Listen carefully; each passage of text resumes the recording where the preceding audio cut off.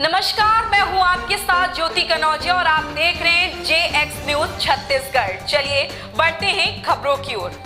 आज भी जब कोई नन्हा बच्चा अपने बड़े बुजुर्गों को रात में कहानी सुनाने को कहता है तो उनकी कहानियों में बंदरों का जिक्र अवश्य आता है, जिनका बसेरा जंगल में रहता है।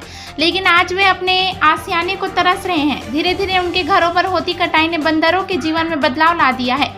जंगलों में पेड़ बचे ही नहीं, जिसकी वजह से उनके घर और भोजन दोनों ही छीन लिया गया है। ऐसे में वे मनुष्यों के रहवासों की ओर रुख करते हैं। आज हम ऐसे ही एक बंदरों के झुंड से मुलाकात हो गई। कई दर्जन बंदर अपने परिवार समेत पेड़ की छांव में आराम कर रहे थे। दरअसल जांजगीर चांपा और पामगढ़ के अंतिम छोर सहसा में बड़ी संख्या में बंदरों का झुंड एक तालाब किनारे बरगद के पेड़ और उनके छांव में आराम कर रहे थे। कोई पेड़ की शाखा में तो कोई जमीन पे लेटा था।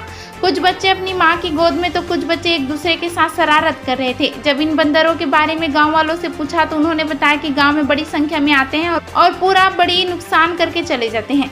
JX न्यूज छत्तीसगढ़ से इंद्रदास महंत की खास रिपोर्ट। जी बताएंगे, ससाहा गांव में बड़ी मात्रा में बंदर आया है सर, इसके बारे में क्या है। देखिए, ये जो क्षेत्र है नदी से लगा हुआ क्षेत्र है और बगल में कभी बहुत बड़े बड़े जंगल होते थे, घने जंगल। हम लोग तो अपने लिए घर बनाते हैं।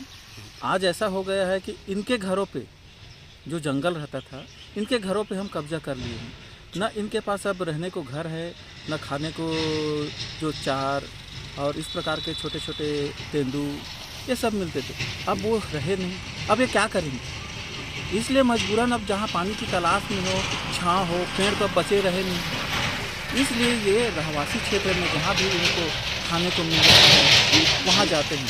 हालांकि इन पर इल्ज़ाम लगाया जाता है कि बंदर नुकसान करते हैं, घरों को नुकसान करते हैं, और मगर हमने इनका नुकसान किया है, इसलिए आज ये इसका बेघर हो चुके हैं कहा जाए।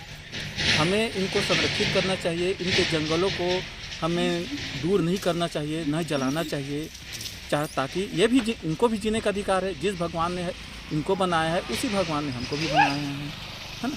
तो हम सभी को ये चाहिए कि इनको घर देना चाहिए, इनको सुरक्षित रखना चाहिए।